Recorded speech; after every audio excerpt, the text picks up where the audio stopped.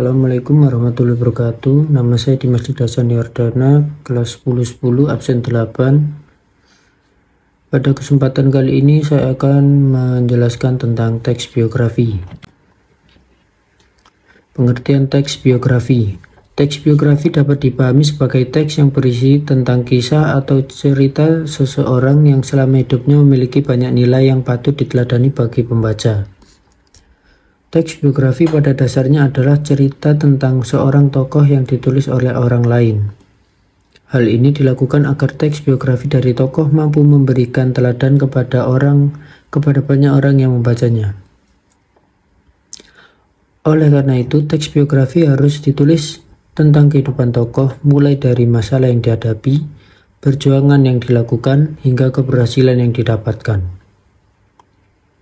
Selain membahas tentang kehidupan yang memiliki nilai teladan, teks biografi juga membahas tentang latar belakang dari tokoh tersebut. Hal ini yang membuat teks biografi sering digunakan untuk memberikan contoh atau teladan yang baik kepada para pembaca. Tujuan dari membaca teks biografi sendiri yaitu untuk mengenal tokoh dan mengetahui pemikiran dan tindakan yang dilakukan ketika menghadapi segala masalah dalam hidup. Ciri-ciri teks biografi. Pertama, teks biografi harus berisi tentang fakta dari pengalaman hidup tokoh. Kedua, teks biografi memiliki bentuk penyajian narasi atau penceritaan. Ketiga, teks biografi menceritakan peristiwa yang pernah dialami tokoh dalam hidupnya, sehingga pembaca mendapatkan inspirasi, motivasi, dan tentunya teladan bagi kehidupannya. Struktur teks biografi. Yang pertama, orientasi. Rangkaian orientasi sendiri memuat awalan atau pengenalan tentang tokoh yang diangkat. Pengenalan tokoh di awal teks biografi cukup ditulis secara umum saja. Sebelum menulis orientasi atau pengenalan pada teks biografi, kamu perlu menyiapkan informasi tentang nama tokoh, latar belakang keluarga tokoh, riwayat pendidikan, hingga alamat dari tokoh. Kemudian informasi yang telah berhasil diperoleh tersebut dapat ditulis dengan menggunakan gaya penulisan naratif. Kedua, peristiwa dan masalah.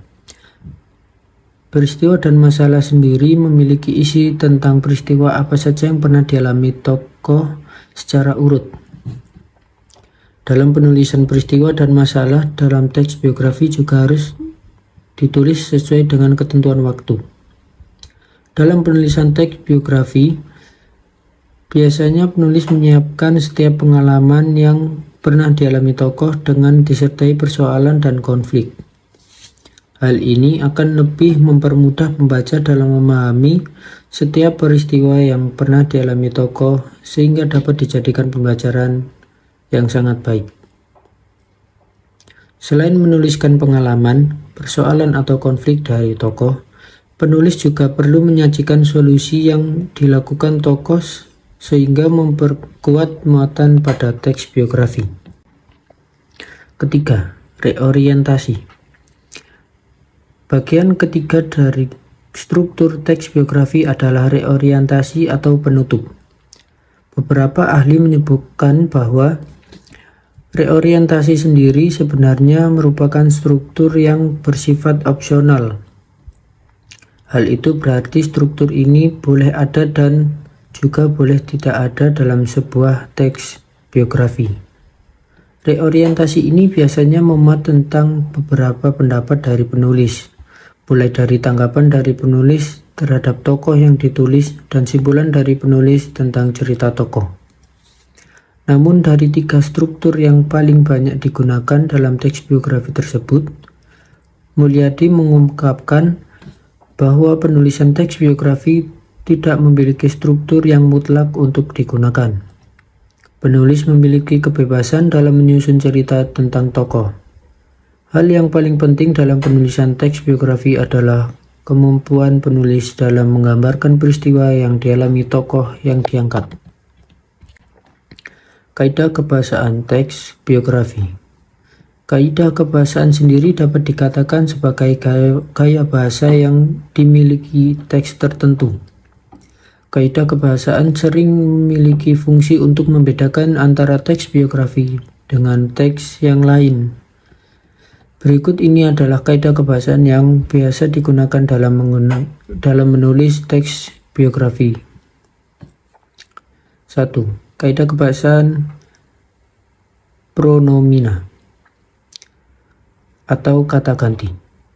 Penggunaan kata ganti orang ketiga, tunggal atau biasa disebut dengan pronomina. Ini biasanya dipakai secara bergantian dengan cara menyebutkan nama tokoh atau nama panggilan tokoh yang diangkat. Contoh kata ganti orang ketiga tunggal dalam teks biografi yaitu seperti dia atau ia atau beliau. 2. Kaidah kebahasaan kata kerja tindakan. Penggunaan kata kerja tindakan ini banyak digunakan untuk menjelaskan peristiwa atau tindakan yang dilakukan oleh tokoh yang diangkat. Contoh kata kerja tindakan dalam teks biografi yaitu seperti berjalan, berbicara, belajar, membaca, menulis, dan melempar. 3. Kaidah kebahasaan kata adjektiva. Penggunaan kata adjektiva banyak digunakan dalam teks biografi untuk memberikan informasi tentang sifat-sifat tokoh secara detail. Contoh kata adjektiva atau sifat yang menjelaskan karakter tokoh dalam teks biografi yaitu seperti pandai, tekun, ulet, rajin, giat, dan lain sebagainya. Tak hanya itu, dalam menjelaskan kisah tokoh dalam teks biografi biasanya digunakan kata kopulatif sebelum kata sifat. Misalnya seperti adalah atau merupakan. 4. Kaidah kebahasaan teks biografi yaitu kata kerja pasif. Kata kerja pasif sendiri banyak digunakan penulis untuk menjelaskan peristiwa dan masalah yang dialami tokoh.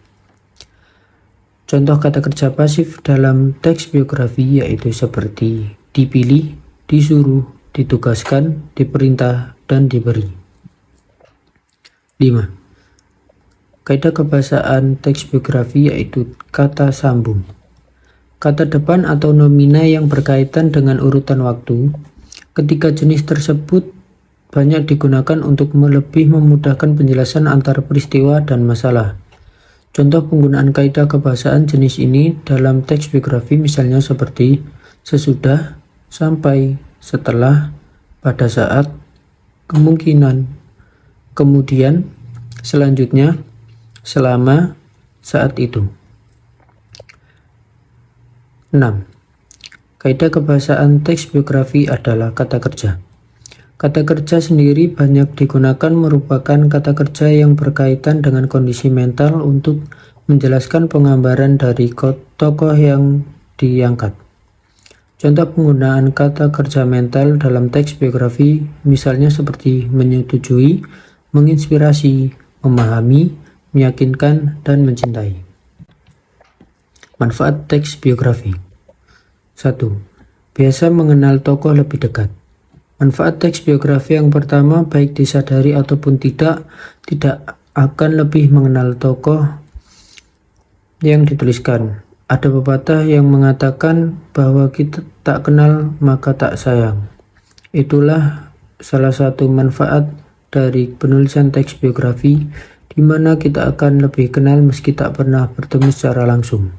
Selain itu, kita juga bisa belajar dari perjalanan hidup mereka serta perjuangan seorang tokoh yang menginspirasi. 2. Belajar tentang keteladanan. Manfaat yang kedua dari teks biografi adalah kita akan belajar lebih banyak mengenai keteladanan seorang tokoh. Di dalam teks biografi pasti akan ada poin-poin dan juga keteladanan yang ingin disampaikan kepada para pembacanya. Misalnya saja tentang keteladanan dalam menghadapi masalah hidup dan menjadi seorang yang dihormati. 3. Membangun sebuah motivasi. Ketika membaca teks biografi, tanpa disadari sebenarnya kita akan belajar banyak tentang motivasi. Misalnya saja motivasi untuk meraih mimpi, motivasi dalam menghadapi kehidupan, dan masih banyak lagi. Jika berbicara tentang motivasi, terdapat dua dorongan motivasi, yaitu dorongan dari dalam diri sendiri dan dari luar. 4. Memahami keputusan tokoh dalam biografi. Dalam teks biografi ada banyak sekali pesan dan gagasan dari tokoh yang digambarkan oleh penulis. Gagasan atau pesan yang dimunculkan penulis ini bisa jadi akan berbeda dengan pendapat yang kamu miliki. Dengan semakin banyak membaca teks biografi, maka kamu akan lebih toleran atau lebih terbuka dengan pendapat dari orang lain. Salah satunya tokoh dari teks biografi. 5. Berpikir analitis.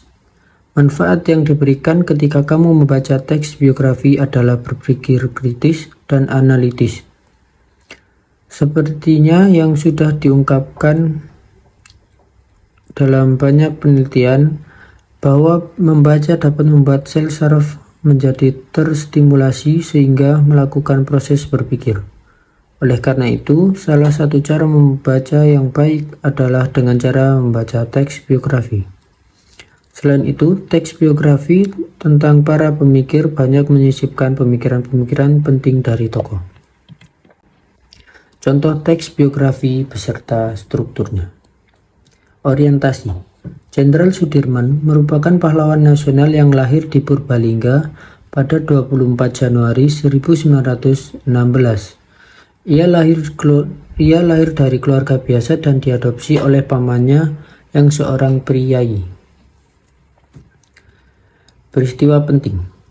Semasa hidupnya, Jenderal Sudirman dikenal aktif dan sering melakukan kegiatan ekstrakurikuler.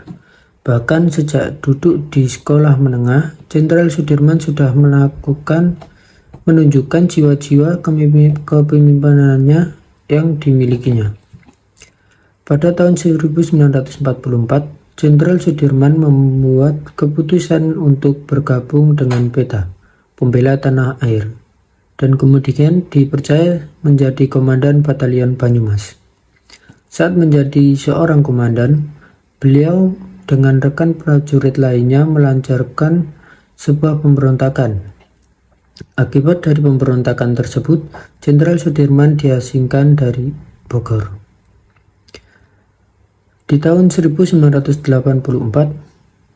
Jenderal Sudirman diangkat sebagai Panglima Besar dan memulai dikenal keberadaannya ketika Perang Gerilya pada 1 Maret 1949. Reorientasi. Beliau wafat di Magelang pada 29 Januari 1950 di umurnya yang ke-34 tahun. Karena semangatnya untuk mewujudkan kemerdekaan Indonesia, jasa Jenderal Sudirman pun masih dikenang hingga sekarang. Sekian dari saya. Wassalamualaikum warahmatullahi wabarakatuh.